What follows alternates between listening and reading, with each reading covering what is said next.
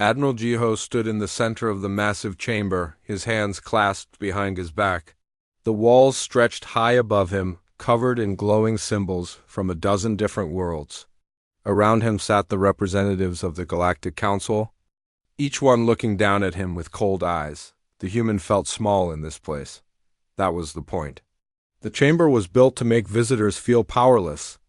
Every alien species that had ever stood here had left knowing their place in the galaxy's order. Prosecutor Thalix rose from his seat.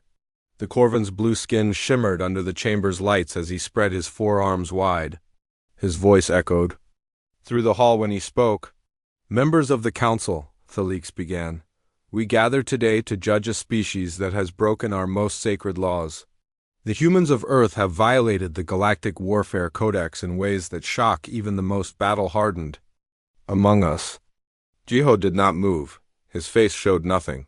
Behind him, Nara sat at a small table, her fingers moving quickly across a datapad as she recorded everything.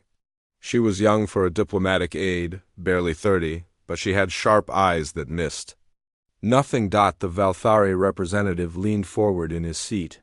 His golden feathers rustled as he spoke. "These are serious charges, Prosecutor. The Warfare Codex has kept peace in our galaxy for 50,000 years. No species has dared to challenge it. Until now," Thalix replied. He waved one of his hands, and a holographic display appeared in the center of the chamber. "The humans have not just challenged our laws, they have spat on them." The hologram showed scenes from the recent war in the Outer Rim. Human soldiers moved through alien landscapes, their weapons ready. But something was wrong with the images. The other council members shifted in their seats as they watched. "Look at this," Thalix pointed at the display. "Human soldiers using weapons that do not kill. They fire sonic blasts that make enemies fall down but leave them alive. They use smoke that makes warriors confused instead of giving them clean death in battle." The Keth representative, a massive creature with thick gray skin, slammed his fist on his chair's arm. "Disgusting! Where is the honor in this? Where is the respect for the warrior's way?" Jiho watched the images without emotion. He had seen these recordings before. He knew what was coming next. The hologram changed. Now it showed human medics on the battlefield. They moved between fallen soldiers, treating wounds and saving lives. But these were not just human soldiers they helped. They were also treating enemy warriors. A gasp went through the chamber. Several council members stood up, their faces twisted with shock and anger. "This is the worst violation of all," Thalix declared. "They heal their enemies. They deny them the honor of death in battle. They force shame upon warriors who should have died with glory." The Draknar counselor, Vextar, pounded his clawed fist against his chest. "In my culture, this is the greatest insult possible. To save an enemy's life in battle is to tell them they are not worthy of a warrior's death. It is cruel beyond measure." More images followed, human soldiers offering food to prisoners. Human commanders speaking with captured enemies as if they were equals. Human troops who laughed and joked even while fighting. "They mock the sacred nature of war," said the Etherian representative, her voice like wind through crystal. "They treat battle as if it were a game. They show no respect for the honor of combat." Nara looked up from her notes and glanced at Admiral Jiho. His face was still calm, but she could see something in his eyes. He was not surprised by any of this. If anything, he seemed to be waiting for something. Thl, he single quotes IX continued his presentation. "The Warfare Codex is clear. When species fight, they must fight with honor. Battles must be swift and decisive. Warriors who fall must be allowed to die with dignity. The strongest must win, and the weak must accept their fate." He gestured to the holographic display again. "But humans do none of this. They use tricks and deception. They make wars last longer than necessary. They save lives that should be lost. They turn honorable combat into something twisted and wrong." The council members murmured among themselves. Jiho could hear words like barbaric and savage in a dozen different languages. It was ironic, he thought. They called humans savage. for trying to save lives. The evidence is clear, Thalix continued.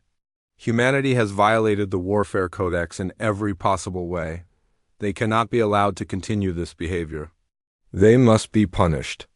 The head of the council, High Arbiter. Kathmela raised her hand for silence. The chamber fell quiet. She was ancient, even by Keth standards, and her word was law in galactic space. Admiral Jiho of Earth, she said, her voice deep and commanding, you have heard these charges. How do you answer them? Jiho stepped forward. Around him, the alien representatives watched and waited. Some looked angry, others looked disgusted. A few seemed curious about what the human would say. High Arbiter, Jiho began, his voice clear and steady. I have listened to Prosecutor Thalix present his evidence. I have seen the recordings he has shown. I have heard the charges against my species. He paused and looked around the chamber, meeting the eyes of each council member in turn. I will not deny what you have seen. The recordings are accurate. The charges are true. We did everything that Prosecutor Thalix says we did. Another gasp went through the chamber. Several council members looked surprised. They had expected denials or excuses. Instead, the human was admitting to everything. However, Jiho continued, I request permission to present our side of the story. There are things about human warfare that you do not understand.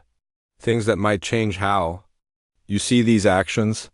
Thalix's blue skin darkened with anger. There is nothing to understand. The law is clear. You have broken it. The prosecutor is correct, said Vextar. The Warfare Codex allows no exceptions, no explanations. You have violated sacred law. But High Arbiter Kathmela held up her hand. Again, the accused has the right to speak in their defense. This is also law, she looked at Jiho with ancient eyes. But know this, human. We have heard many species try to justify breaking our laws.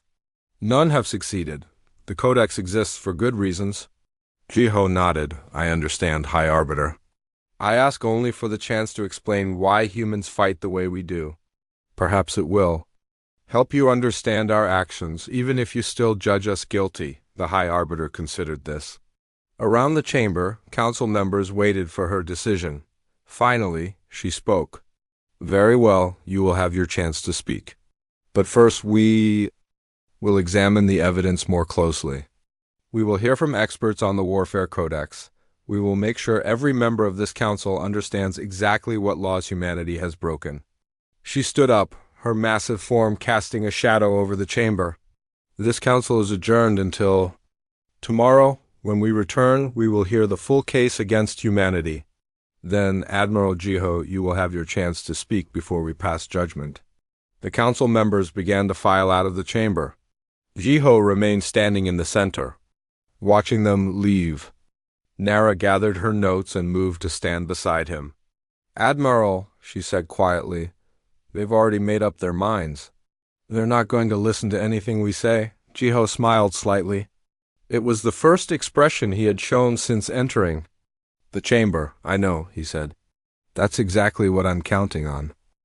The evidence chamber was smaller than the main council hall, but no less intimidating. The walls were lined with recording devices and holographic projectors that could display events from across the galaxy. Admiral Jiho sat at a simple metal table, with Nara beside him taking notes. Across from them, Prosecutor Thalix prepared his presentation. The council members filed in and took their seats. Each one looked grim and determined. They had spent the night reviewing preliminary evidence, and none of them seemed happy about what they had seen. We begin with the Battle of Kepler Station, Thalix announced.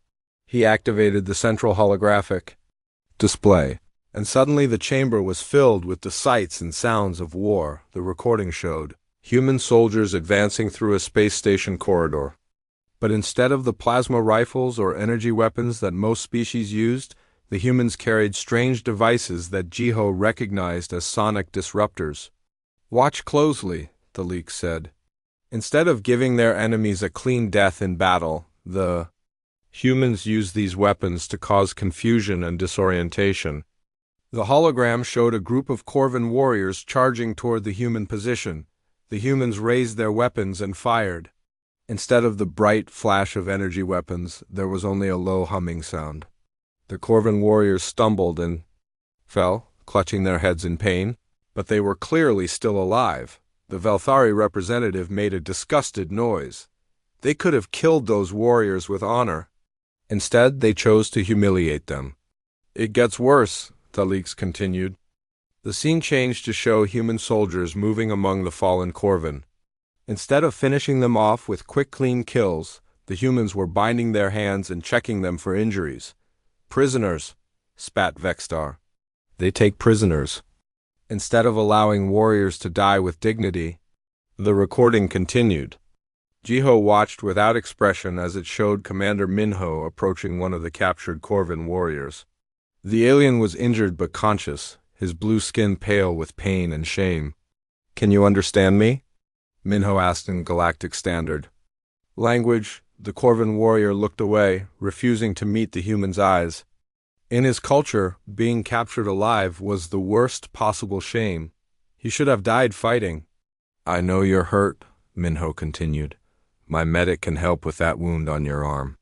"Let me die," the warrior whispered. "I have brought shame to my clan. I should have fallen in battle." But instead of granting the warrior's request, Minho signaled to a human medic. The recording showed the medic treating the Corvin's wounds while Minho offered him food and water. Several council members stood up in outrage. The Keth representative slammed his massive fist on his chair. "This is torture." They forced the warrior to live with his shame instead of allowing him the mercy of death. Thalix nodded. "This is exactly what I mean. According to the warfare Codex, a warrior who cannot continue fighting should be granted a quick, honorable death, but humans refuse to do this. They keep their enemies alive and force them to suffer." The evidence continued. Recording after recording showed similar scenes, human soldiers using non-lethal weapons, human medics treating enemy wounded, human commanders talking to prisoners as if they were valued guests instead of defeated enemies. But the most shocking evidence came from the Battle of Sigma Draconis. The recording showed a human unit that had been surrounded by Drachner warriors. By all the laws of warfare, the humans should have fought to the death or surrendered and died with honor. Instead, they did something that made every alien in the chamber recoil in horror. The humans started laughing. "Look at this," the leak said, his voice filled with disgust. "Surrounded by superior numbers, facing certain death, and they laugh. They make jokes. They show no respect for the sacred nature of combat."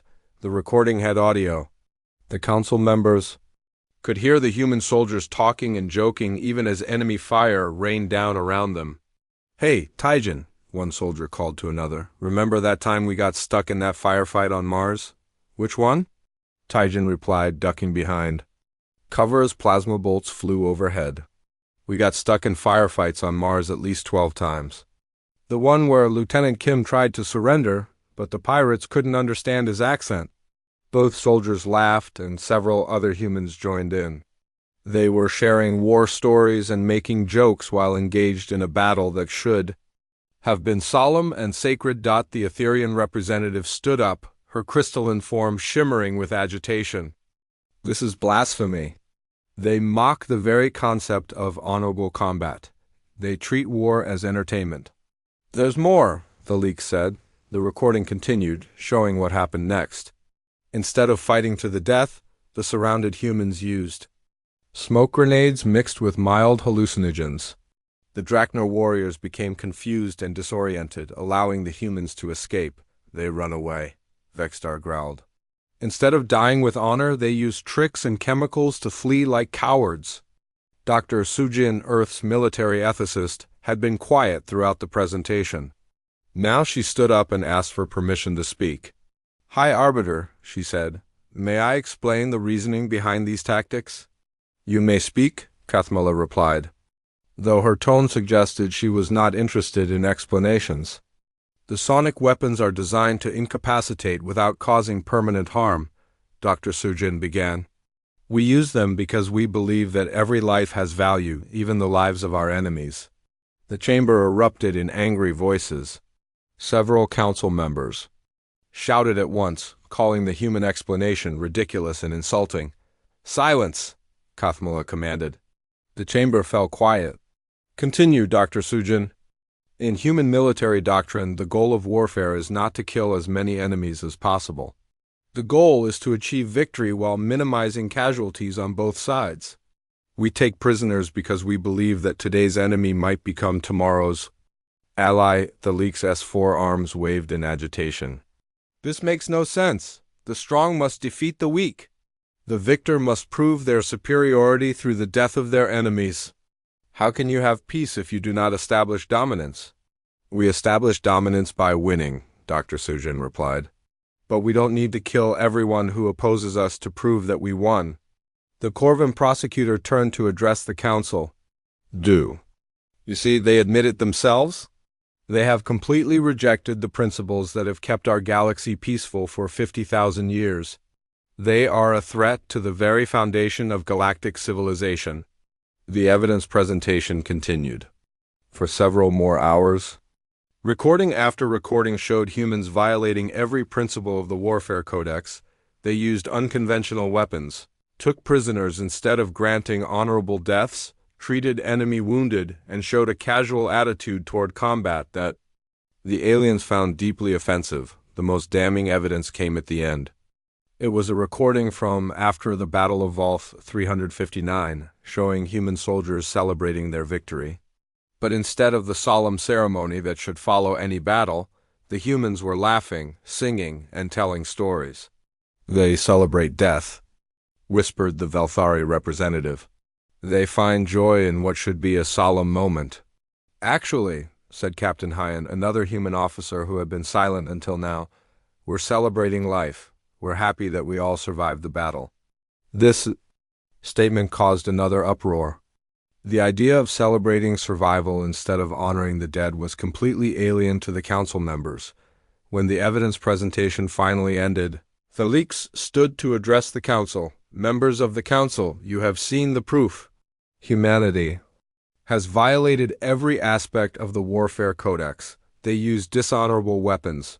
They deny enemies the right to die in battle. They treat combat as a joke, and they celebrate survival instead of honoring sacrifice." He paused and looked directly at Admiral Jiho. "But perhaps worst of all, they seem proud of these violations. They make no apology for their behavior. They act as if their way is better than the laws that have governed galactic civilization for millennia." The prosecutor returned to his seat. The chamber was quiet for several moments as the council members considered what they had seen. Finally, High Arbiter Kathmala spoke. "Admiral Jiho, you have seen the evidence against your species. Tomorrow you will have your chance to respond. But I will tell you now what every member of this council already knows." She leaned forward in her seat, her ancient eyes fixed on the human admiral. "No explanation you can give will change what we have seen. The evidence is clear. Humanity has broken our most sacred laws.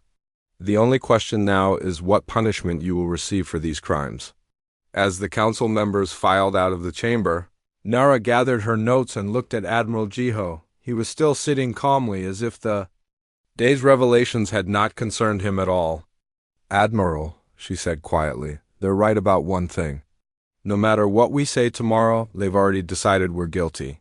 Jiho stood up and straightened his uniform. "Yes," he agreed, "they have decided. But they've made one critical mistake in their judgment." "What's that?" Nara asked. Jiho smiled, and for the first time since the trial began, he looked genuinely pleased. "They think they understand what they've been watching." The Galactic Archive was the oldest structure on Station Prime. Its halls stretched deep into the asteroid's core, filled with the collected knowledge of 100 civilizations. Keeper Zilanoff moved through these ancient corridors with the grace of someone who had spent centuries among the records of history. Admiral Jiho walked beside the elderly Etherean, his footsteps echoing in the vast space. Behind them, Captain Hyan and Lieutenant Yeji followed quietly, both overwhelmed by the age and importance of what surrounded them. "The Warfare Codex was not created lightly," Zilanoff explained, her crystalline voice ringing softly in the corridor. It was born from the greatest catastrophe our galaxy has ever known.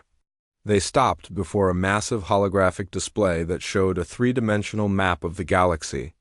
But this was not the peaceful, organized galaxy that existed today. This map showed chaos. Red markers indicated systems at war, while black markers showed worlds that had been completely destroyed. This is how our galaxy looked 55,000 years ago, the Keeper continued. The War of Burning Stars had been raging for over 3,000 years. Entire species had been wiped out. Whole solar systems had been turned into graveyards. Lieutenant Yeji stared at the display in horror. Nearly a quarter of the galaxy's systems were marked in black. How many died? She asked quietly. Billions, Zilanoth replied. Perhaps trillions. We lost count after the first 1,000 years of war. The holographic display changed, showing images from that terrible time. Worlds burned. Space fleets clashed. In battles that lasted for decades. Civilians fled from system to system, finding no safe harbor anywhere. A war started over something small, the Keeper explained. A trade dispute between two species. But it grew and spread until every civilization in the galaxy was involved. No one remembered what they were fighting for anymore. They only knew how to fight. Captain Hand studied the images with a soldier's eye. What ended it? He asked. Exhaustion. Zilanoth answered simply. After 3 millennia of war, there were barely enough people left to continue fighting. The survivors looked around at what they had done and realized they had nearly destroyed everything they claimed to be protecting. The display changed again, now showing the first Galactic Council meeting. Representatives from the surviving species sat together in a simple chamber, nothing like the grand hall that existed today. They came together and made a promise, the Keeper continued. Never again would war be allowed to consume the galaxy. They would create laws that would make future conflicts short, decisive, and honorable. A new hologram appeared, showing the text of the original Warfare Codex. It was surprisingly short for such an important document. The language was simple and direct. The first law, Zilanoth read aloud, is that all conflicts must be resolved. Quickly, long wars cause more suffering than swift ones. Iho nodded as he listened. The human military had studied the Codex extensively, but hearing it explained in this ancient place gave it new weight. The second law states that warriors must fight with honor. They must face their enemies directly, using weapons that kill. Cleanly and quickly. No tricks, no deception, no prolonging of suffering.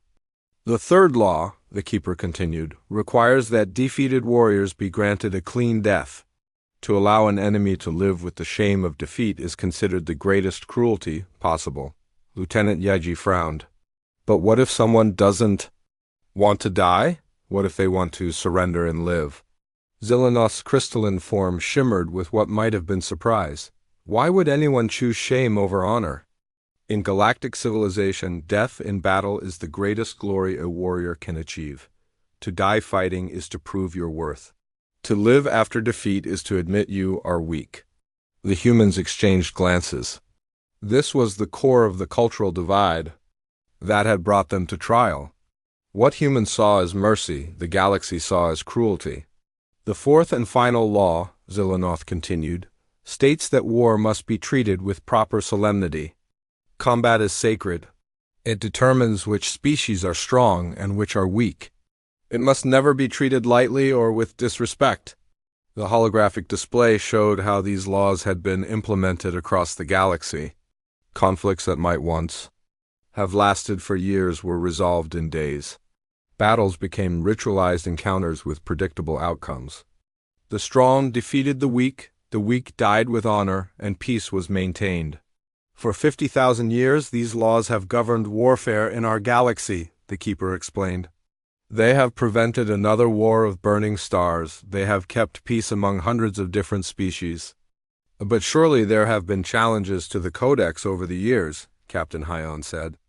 Other species who disagreed with the laws, Zilanoth nodded slowly. There have been a few. The hegemony of Keth tried to modify the laws about 12,000 years ago. They believed that taking prisoners could be useful for gathering information. What happened to them? Yeji asked. They were expelled from galactic civilization. Their worlds were blockaded until they agreed to follow the Codex properly. Eventually, they submitted to the will of the Council.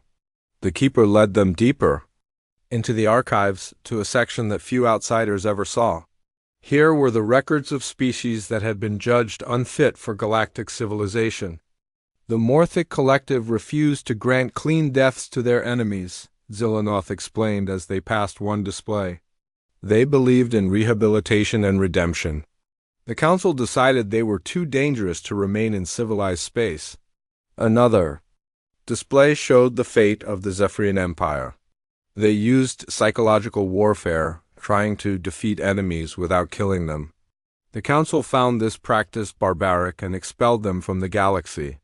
Jiho stopped in front of a display that showed a species he didn't recognize. The beings looked almost human, but with subtle differences in their bone structure and skin tone. Who were these people? He asked. Zillanoth paused, her crystalline form dimming slightly. The Althurians. They were very much like humans, actually. They believed in mercy, in second chances, in the value of every life. What happened to them? They were completely destroyed, the Keeper said quietly. They refused to change their ways, refused to accept exile. The Council decided they were too much of a threat to galactic order. A combined fleet eliminated every Althurian world. The archive fell silent except for the soft hum of the preservation systems. The humans stared at the display, understanding the true weight of their situation. They were not the first species to challenge the Warfare Codex, but they might be the first to survive the challenge. Keeper Zillanoth, Jiho said finally, in all your years of studying galactic history, have you ever seen the Codex successfully challenged? The ancient Etherian considered the question carefully. No, she admitted. The laws have been tested, but they have never been changed. The Council believes they are perfect. And what do you believe? Jiho asked. Zillanoth was quiet for a long moment. When she spoke, her voice was barely a whisper. I believe the Codex saved our galaxy from destroying itself. But I also believe that 50,000 years is a long time. Perhaps it is possible that perfect laws might need to be examined occasionally. She led them to one final display. This one showing the current galactic map. Green markers indicated peaceful, law-abiding worlds. There were thousands of them, all living under the protection of the Warfare Codex. This is what the laws have given us, Zillanoth said. Peace, order, stability. The Council will not give this up lightly. Captain Hin studied the map carefully. What happens if humanity is found guilty? Expulsion, if you're fortunate, the Keeper replied. The same fate as the hegemony of Keth. You would be blockaded and isolated until you agreed to follow proper warfare protocols. And if we're not fortunate? Lieutenant Yeji asked. Zillanoth's form dimmed again. The same fate as the Althorians. The humans understood. They would be given a choice, abandon their way of warfare or face complete destruction. As they prepared to leave the archives, Zillanoth called out to Admiral Jiho. Human, she said, I have shown you the weight of history that stands against you. The Warfare Codex is more than law. It is the foundation of galactic civilization. Do you truly believe your species can challenge something so fundamental? Turned back to face the ancient Keeper. His expression was calm, but there was something in his eyes that made even the 1,000-year-old Etherian pause. Keeper Zillanoth, he said quietly, I appreciate you showing us the history of your laws, but you've made one assumption that might not be correct. What assumption is that? Jiho smiled slightly. You assume that humanity wants to be part of your galactic civilization. Before the Keeper could respond, the humans had left the archive. Zillanoth stood alone among the ancient records, wondering what the human admiral had meant by his parting words. Deep in the archives, surrounded by 50,000 years of history, the Keeper began to feel something she had not experienced in centuries: uncertainty. The main council chamber was packed. Word had spread throughout Station Prime that the humans would finally give their defense. Representatives from dozens of species had come to witness what many expected to be humanity's last speech before judgment. General Day stood at the witness podium, his uniform crisp and his bearing straight. He was Earth's most decorated military commander, a man who had fought in conflicts across human space. But now he faced an audience that saw him as a war criminal. General Day, Prosecutor Felix began, you have commanded human forces in 17 separate conflicts. Is this correct? Yes, Day replied simply. And in each of these conflicts, did you order your troops to violate the Warfare Codex? I ordered my troops to follow human military doctrine, which differs from your codex. Felix's blue skin darkened with satisfaction. So you admit to ordering violations of galactic law. I admit to following the laws of my own species. The prosecutor activated a holographic display showing the Battle of Kepler Station. General, this recording shows your forces using sonic weapons against Corvin warriors. Why did you not use standard plasma weapons that would have granted these enemies a clean death? General Day studied the display calmly. Because the sonic weapons accomplished our tactical objective without unnecessary casualties. Unnecessary casualties? Felix repeated. General, those Corvin warriors were your enemies. Their deaths would not have been unnecessary. They would have been proper and honorable. In human military thinking, Day explained, every death is unnecessary if the same objective can be achieved without it. The Keth representative leaned forward in his seat. This makes no sense. If you defeat an enemy without killing them, how do you prove your superiority? How do you establish dominance? We prove superiority by winning, Day answered. We establish dominance by achieving our objectives. We don't need to kill people to prove we're better than them. Several council members made sounds of disgust. The Velthari representative stood up. General, do you not understand that death in battle is the highest honor a warrior can receive? By denying your enemies this honor, you insult them in the worst possible way. Day was quiet for a moment, considering his answer carefully. With respect, Counselor, that is your culture's view of honor. It is not ours. There is only one definition of honor. Vextar roared from his seat. Honor comes from courage in battle and dignity in death.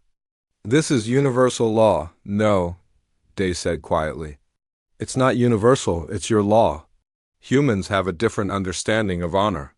Felix seized on this statement.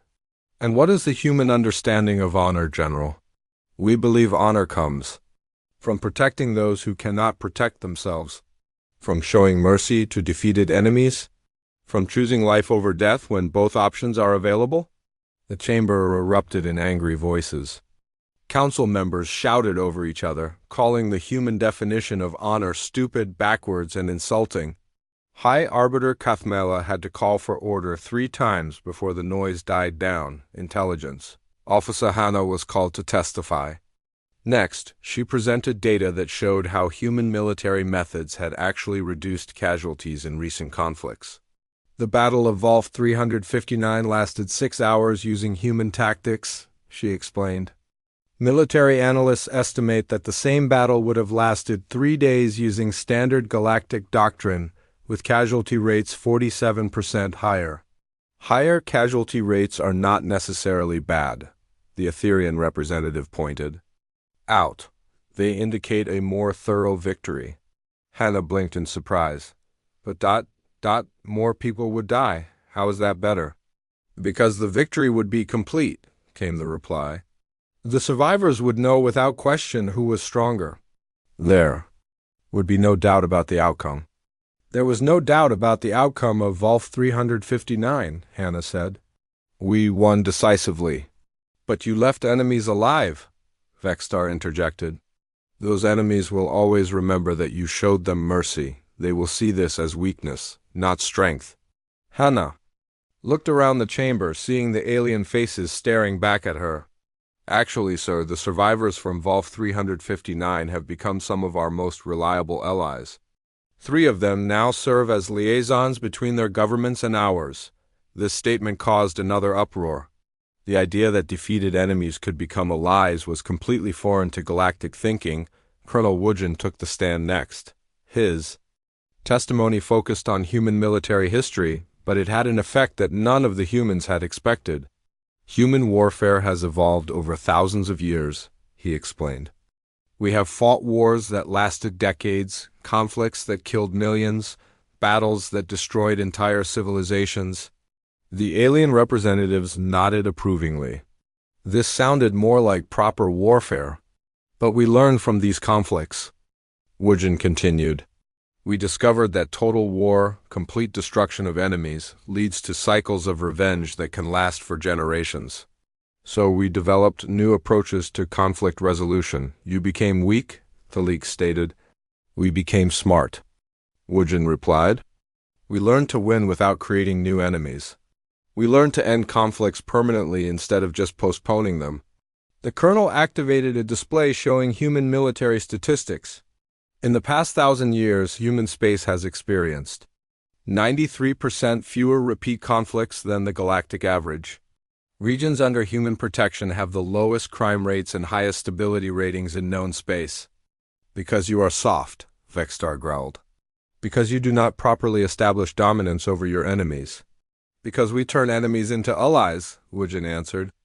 Because we show them that cooperation is more profitable than continued conflict. Chaplain Kyung was the final human witness. His testimony attempted to explain the philosophical basis for human military doctrine, but the translation system struggled with concepts that had no equivalent in galactic languages. We believe in redemption, he said. We believe that people can change, that today's enemy can become tomorrow's friend. The Corvan translator paused, confused. There is no word in our language for this concept of redemption. The closest translation would be weakness or foolishness. We believe that every life has value. Kyung continued, even the lives of those who oppose us.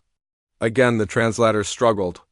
Several alien languages had no concept of inherent life value beyond one's own species. We believe that showing mercy to defeated enemies demonstrates strength, not weakness. This statement caused the most confusion of all. In every galactic language, mercy and weakness were synonymous. The idea that they could be separate concepts was incomprehensible when the human testimony ended. Prosecutor Thalix stood to address the council. Members of the council, you have heard the humans attempt to justify their violations of galactic law. They claim their methods are better, but they offer no proof except statistics that could be interpreted in many ways. He gestured toward the human delegation. They speak of honor, but they define honor in ways that contradict 50,000 years of galactic civilization. They speak of mercy, but they cannot explain why mercy is preferable to justice. They speak of turning enemies into allies, but they cannot guarantee that these allies will not betray them in the future. The prosecutor's forearms spread wide as he addressed the council with passion. Most importantly, they have admitted to every charge against them. They have confessed to violating the Warfare Codex deliberately and repeatedly. They show no remorse for their actions and no willingness to change their behavior. He paused and looked directly at Admiral Jiho. They have made it clear that they consider their laws superior to ours. They have rejected the foundation of galactic civilization and demanded that we accept their primitive, emotional approach to warfare. Thalix returned to his seat, confident that he had proven his case beyond any doubt. High Arbiter Kathmela looked down at the human delegation. Admiral Jiho, you have heard your people testify in their defense. Do you have anything to add? Before this council reaches its judgment, Jiho stood slowly. Around him, the chamber fell silent. Every alien representative waited to hear what the human admiral would say in his species' final moments. High Arbiter, Jiho began, his voice calm and clear. My people have told you the truth about human warfare. We have explained our methods and our reasons for using them. He looked around the chamber, meeting the eyes of each council member. We have shown you evidence that our approach reduces casualties and creates lasting peace. We have demonstrated that our enemies become our allies instead of seeking revenge. The Admiral paused, and something changed in his expression. The diplomatic mask slipped away, replaced by something harder. But there is one thing we have not told you, One fact that might change how you view this entire proceeding. Admiral Jiho smiled, and several alien representatives shifted uncomfortably in their seats. There was something in that smile that they found deeply unsettling. We haven't told you why we really joined the Galactic Council. The judgment chamber was smaller than the main hall, designed for the solemnity of passing final verdicts. The walls were made of dark metal that seemed to absorb light, making the space feel heavy and oppressive. Admiral Jiho sat alone at a simple table, his hands folded in front of him. The human delegation had been moved to an observation area. Behind a transparent barrier, the 12 members of the Galactic Council filed in and took their seats at the curved bench that dominated the chamber. Each representative wore ceremonial robes that marked the gravity of the moment. This was not just a trial verdict, it was a judgment that would determine humanity's place in the galaxy. High Arbiter Kathmala was the last to enter. Her ancient form moved slowly but with undeniable authority. When she reached her seat at the center of the bench, the chamber fell completely silent. "We have heard the evidence," she began, her deep voice echoing in the enclosed space. "We have listened to testimony from both sides.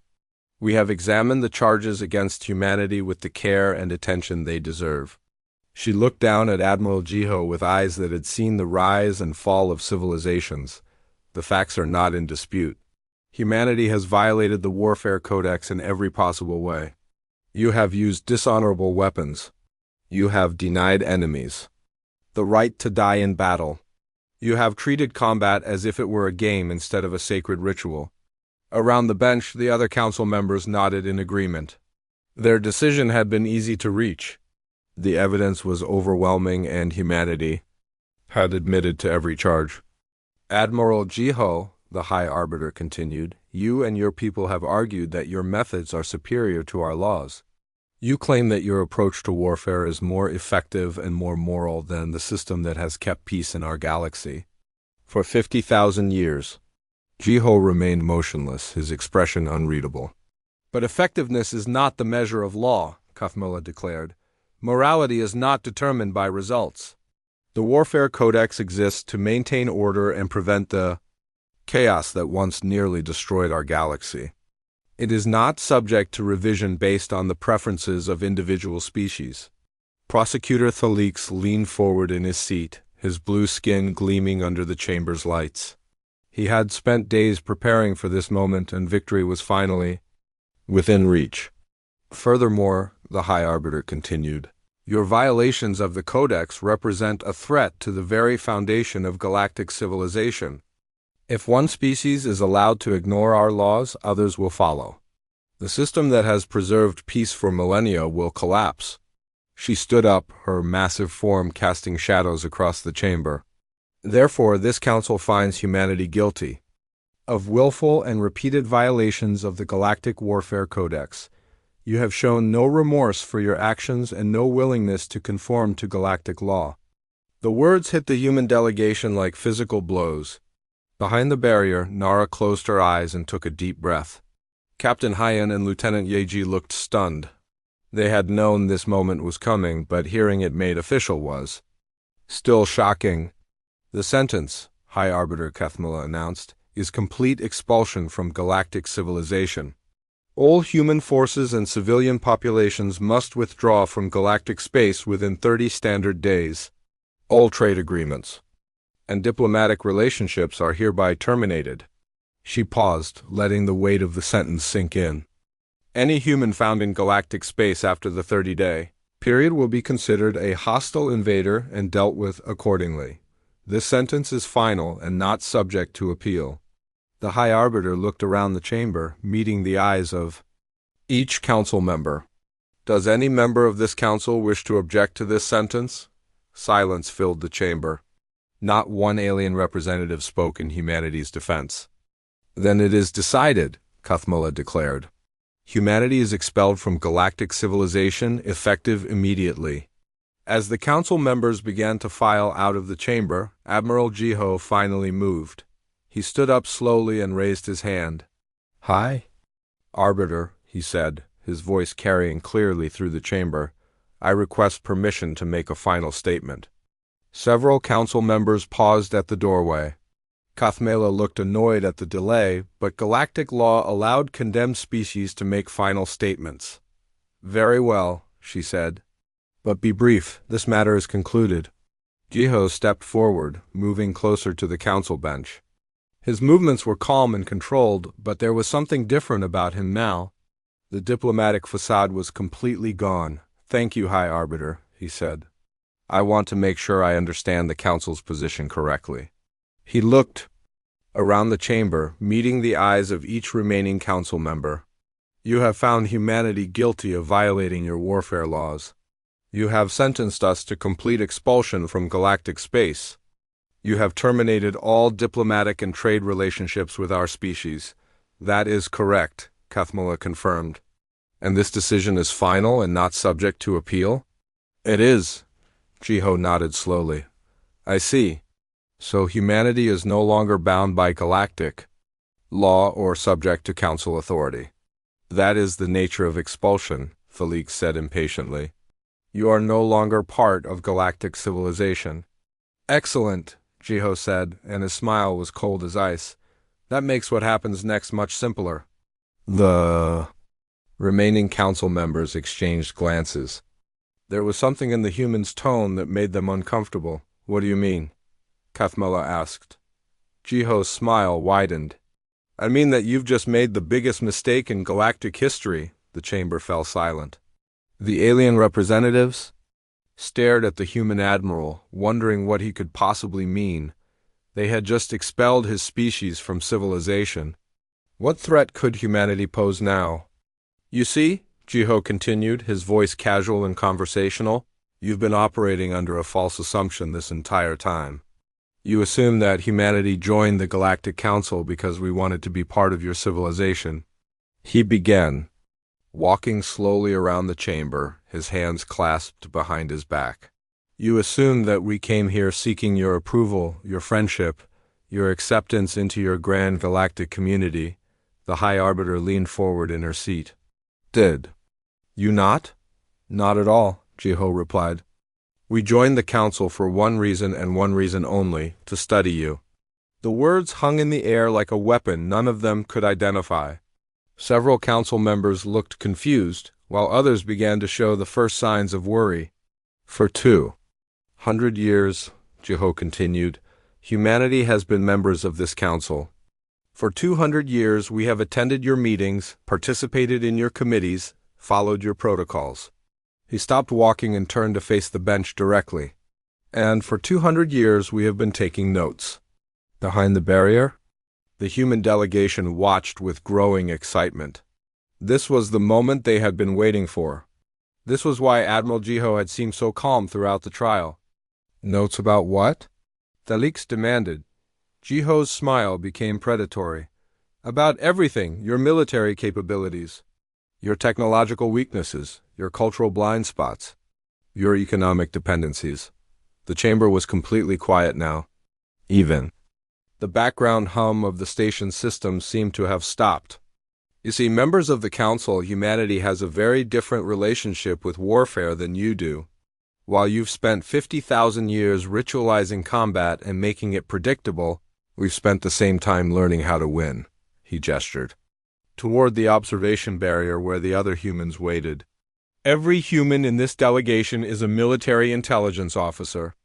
Every human diplomat who has ever served on this council has been gathering information about your species. Every trade mission, every cultural exchange, every joint military exercise has been an opportunity for us to learn your strengths and weaknesses." High Arbiter Kathmela stood up abruptly. "What are you saying?" "I'm saying that your trial has been very educational," Jiho replied. "You've confirmed everything we suspected about galactic military doctrine. You've shown us exactly how you think about warfare, how you make strategic decisions, how you respond to unexpected situations." The Admiral's expression was no longer diplomatic or friendly. It was the face of a predator that had been hunting patiently for a very long time. "Most importantly, you've just told us that we are no longer bound by your laws or subject to your authority. You've given us complete freedom to act as we see fit." The realization began to dawn on the alien representatives. They had not just expelled humanity from galactic civilization. They had released humanity from all restrictions. And now, Admiral Jiho said quietly, you're about to learn what human warfare really looks like. The chamber was so quiet that Admiral Jiho could hear his own heartbeat. The alien council members sat frozen in their seats, staring at him with expressions ranging from confusion to growing fear. High Arbiter Kathmela's ancient face showed the first cracks in her composure. What exactly are you threatening? She asked, her deep voice carrying a tremor that had not been there before. Jiho laughed, and the sound made several council members flinch. It was not the laugh of someone who had just been defeated and exiled. It was the laugh of someone who had just won a game that the other players didn't even know they were playing. Threatening? He repeated. High Arbiter, I'm not threatening anyone. I'm simply explaining what you've accomplished here today.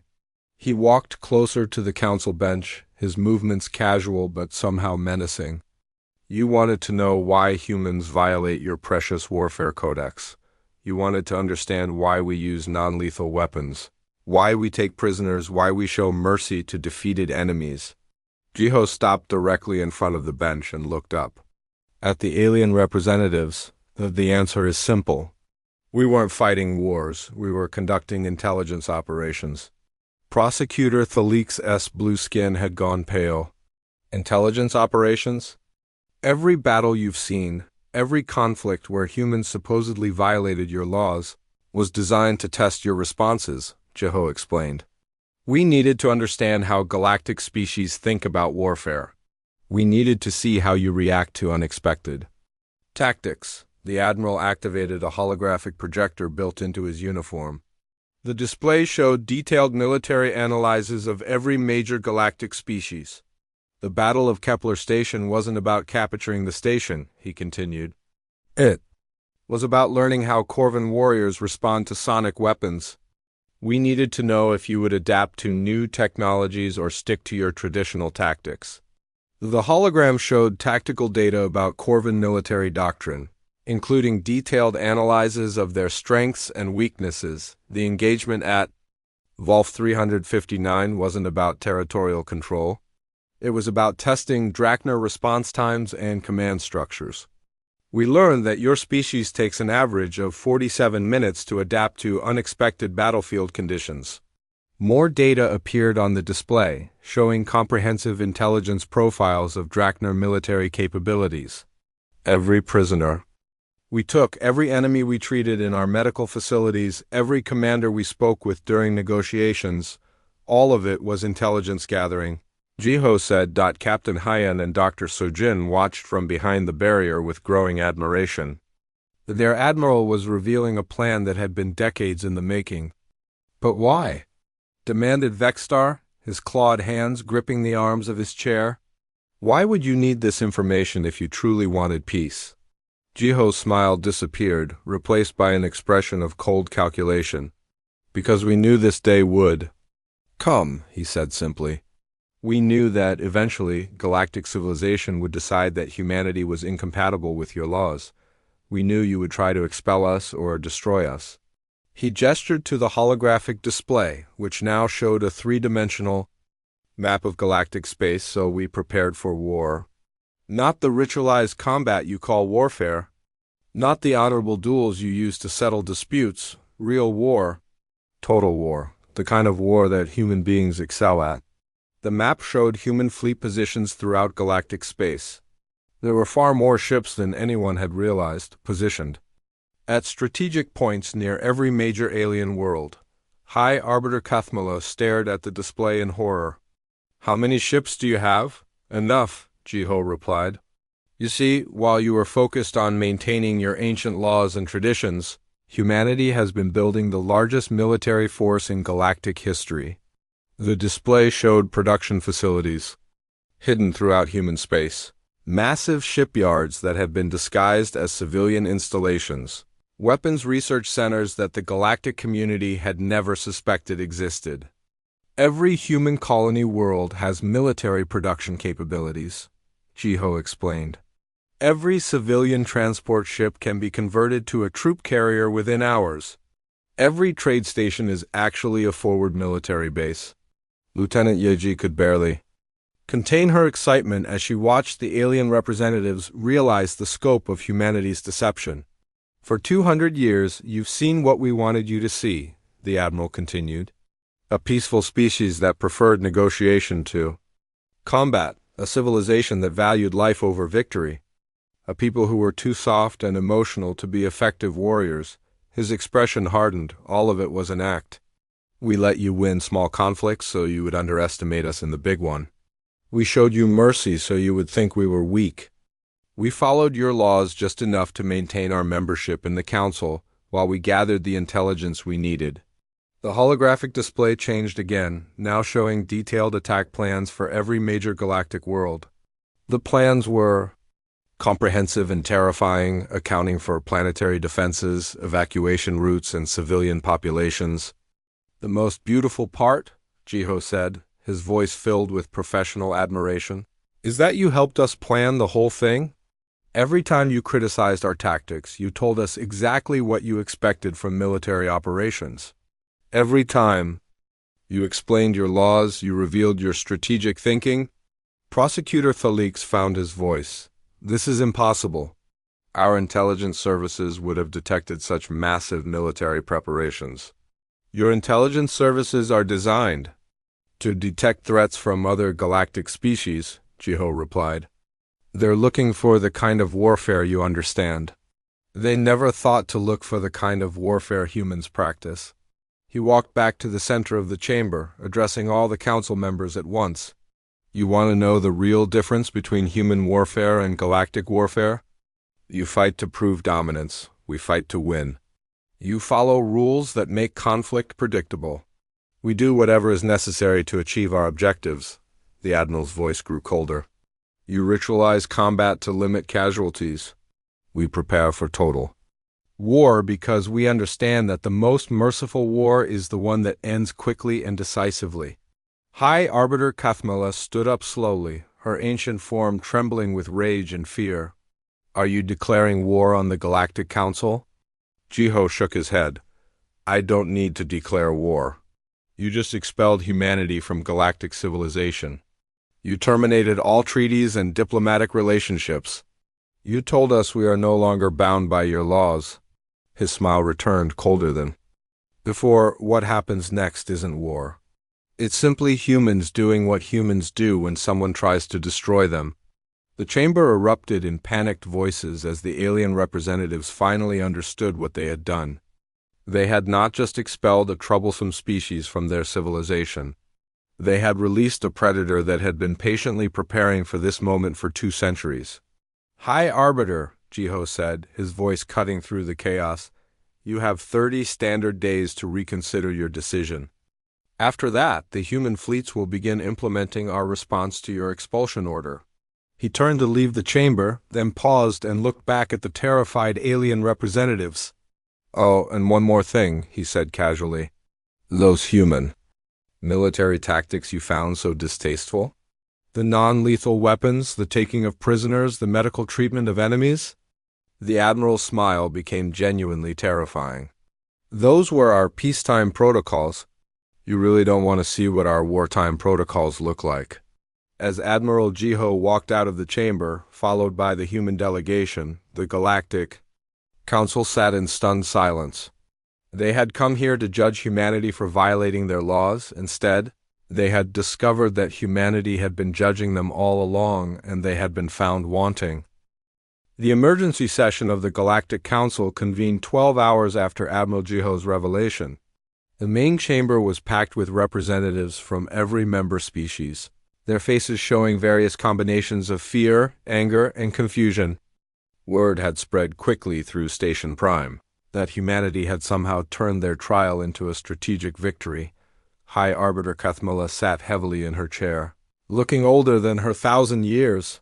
Around her, the other council members argued in a dozen different languages, their voices creating a chaos of sound that filled the chamber. Order, she commanded, her voice cutting through the noise. We will have order. The chamber gradually fell quiet, but the tension remained thick in the air. Everyone understood that this was more than just an emergency session. This was a crisis that threatened the very foundation of galactic civilization. Admiral Jiho, the High Arbiter, said, looking down at the human who stood calmly at the witness podium, "You have requested this session to provide additional information about your species' intentions. The Council will hear what you have to say." Jiho nodded respectfully. Behind him, the human delegation had grown.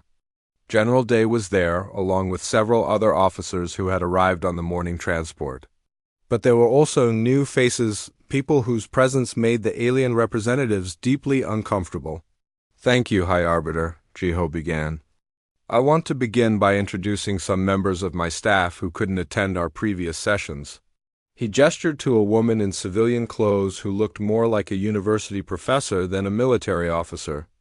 "This is Dr. Murray, our chief xenanthropologist. For the past 40 years, she has been studying galactic cultures and military traditions." Dr. Murray stepped forward and activated a holographic display. It showed detailed cultural analyses of every major galactic species, including psychological profiles and behavioral predictions.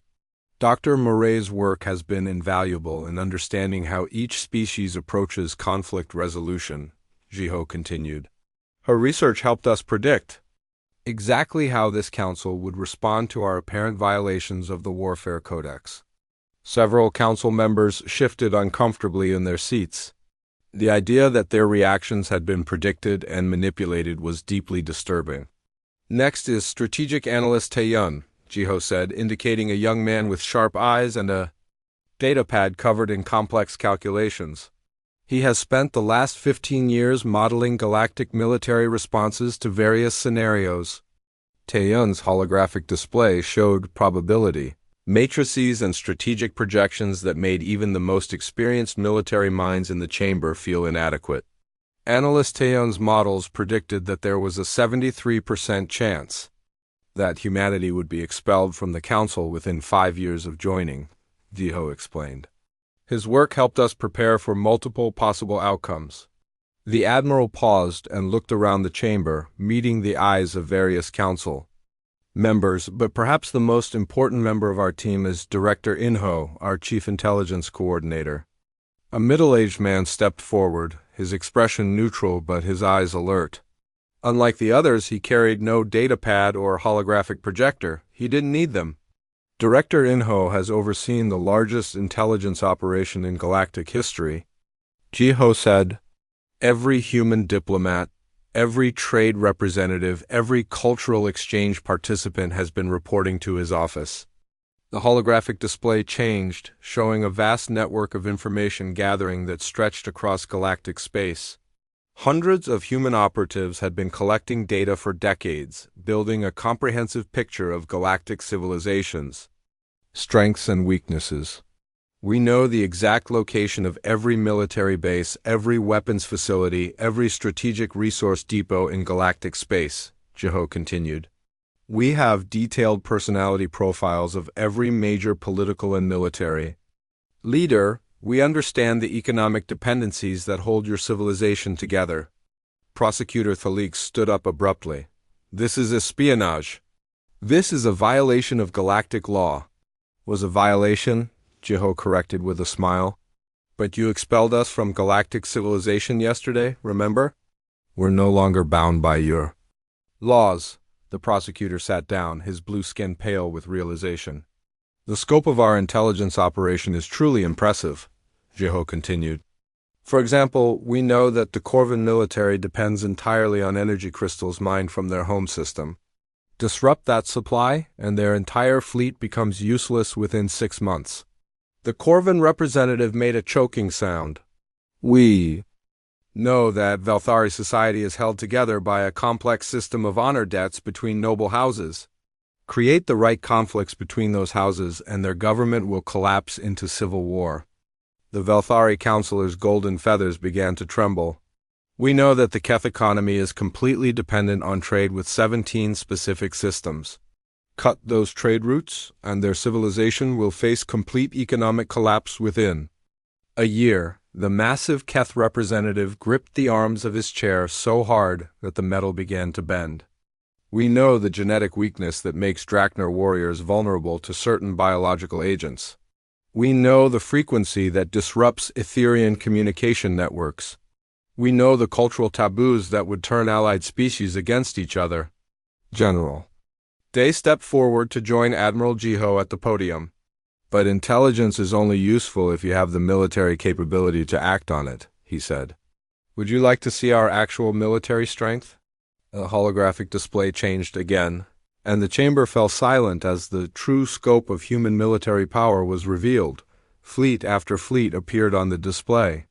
Not the small defensive forces that humanity had publicly acknowledged, but massive armadas hidden throughout human space. The numbers were staggering. 17,000 ships of the line, General Day announced. 43,000 support vessels, 800,000 troops trained in assault operations. The alien representatives stared at the display in horror. The human military was larger than all galactic fleets combined. But ships and troops are just the beginning, Day continued. Human military doctrine emphasizes flexibility and adaptation. While galactic forces train for ritualized combat, our forces train for total war. New images appeared, showing human military exercises that bore no resemblance to the honorable duels that galactic species practiced. These were chaotic, brutal engagements where victory was the only goal. Our soldiers don't fight for honor or glory, Day explained. They fight to win. They use whatever tactics are necessary. They adapt to changing conditions. They never give up. Captain Hien stepped forward to add his perspective. The most important difference is psychological. He said, galactic warriors expect combat to follow certain rules. When those rules are broken, they become confused and ineffective. The holographic display showed analyses of recent battles where human forces had faced galactic opponents. In every engagement, galactic forces initially had superior numbers and better positions, Hyun continued. But once we introduced unexpected tactics, their performance degraded rapidly. They couldn't adapt to warfare that didn't follow their traditions. Dr. Sojin joined the group at the podium. From a strategic perspective, galactic civilization has made itself extremely vulnerable, she said. By ritualizing warfare, you've eliminated the evolutionary pressure that drives military innovation. Your combat capabilities have remained essentially unchanged for thousands of years. She gestured to the display, which now showed comparative technological analyses. Meanwhile, human military technology has continued to evolve. We've developed weapon systems that your species can't even conceptualize, because they fall outside your cultural understanding of honorable combat. Admiral Jiho stepped forward again, his expression serious. High Arbiter, members of the Council, I want you to understand something very important. Everything I've shown you today, the intelligence networks, the military capabilities, the strategic analyses, all of this was prepared as a defensive measure. He looked around the chamber, meeting the eyes of each council member. Humanity never wanted to conquer galactic civilization. We just wanted to be ready in case galactic civilization decided to conquer us. The Admiral paused, letting that statement sink in. But you've changed the situation. By expelling us from your civilization, you forced us to choose between submission and survival. His voice grew harder, and humans don't submit. High Arbiter Kathmela finally found her voice. What do you want from us? Admiral Jiho smiled, but there was no warmth in it. That's the wrong question, High Arbiter. The question you should be asking is, what are you willing to do to avoid finding out what human warfare really looks like? The chamber fell silent as the alien representatives contemplated their options.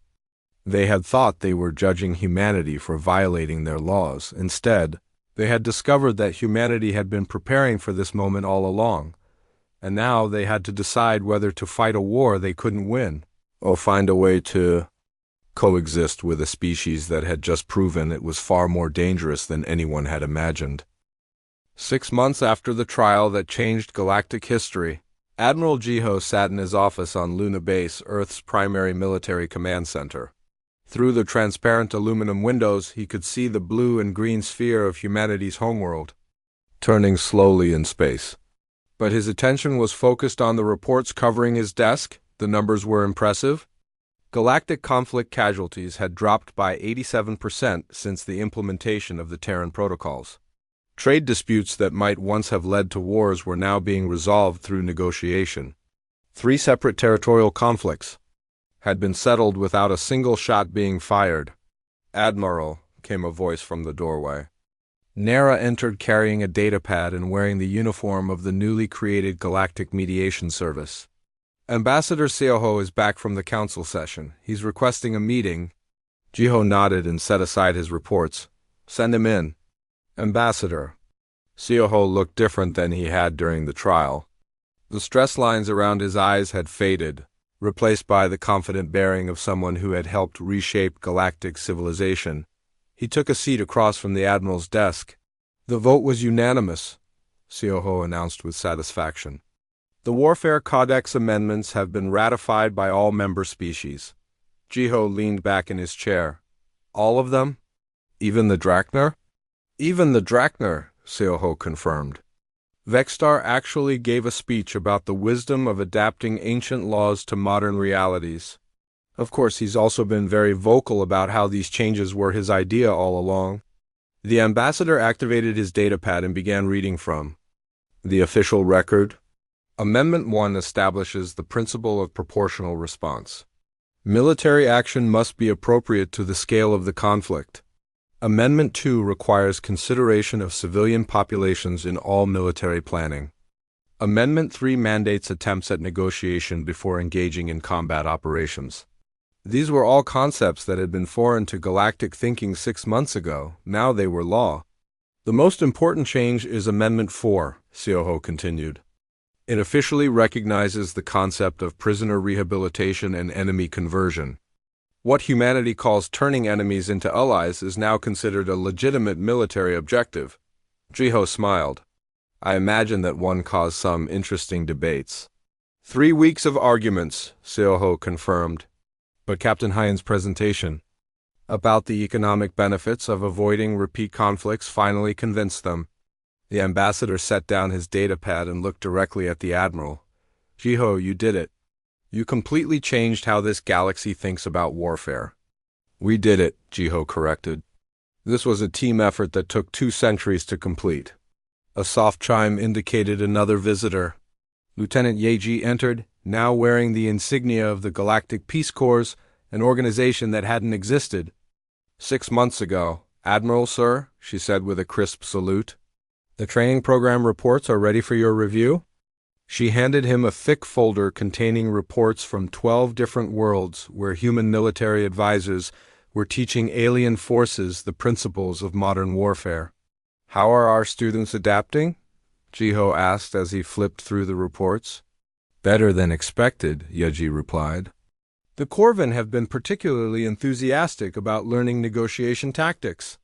They've discovered that threatening to use sonic weapons is often more effective than actually using them." The lieutenant paused and grinned. "The Velthari have been teaching courses on honor-based conflict resolution. They've figured out how to maintain their warrior culture while reducing actual casualties. It's quite impressive." Dr. Sujin appeared in the doorway, carrying a medical bag and wearing the uniform of the Interspecies Medical Corps. "Sorry to interrupt," she said, "but I have casualty reports from the Outer Rim dispute." Jiho looked up with concern. "How bad?" "0 fatalities," Dr. Sujin announced proudly. 14 injuries, all minor. The conflict was resolved in 6 hours using the new mediation protocols. She set her medical bag down and took a seat. "The really interesting part is that both sides requested human medical teams to treat their wounded. 6 months ago, that would have been considered a grave insult. Now it's seen as a sign of advanced civilization." Captain Hin entered, completing the gathering of humanity's senior staff. His uniform now bore the insignia of the Galactic Strategic Command, another organization that hadn't existed before the trial. "Admiral," he said, "we've received a formal request from the Keth government. They want human advisors to help them restructure their military doctrine." Jiho raised an eyebrow. "The Keth?" The species that called us savage barbarians? The same ones, Hyun confirmed with amusement. Apparently, they've realized that their traditional approach to warfare was making them vulnerable to more adaptable enemies. The captain activated a holographic display showing current galactic military deployments. It's not just the Kef. We've received similar requests from 8 other species. Everyone wants to learn human military methods. They want to learn how to win, Jiho observed. More than that, Dr. Sujin interjected. They want to learn how to end conflicts permanently instead of just postponing them. The room fell quiet as the humans contemplated how much had changed. 6 months ago, they had been on trial for violating galactic law. Now they were teaching that law to the rest.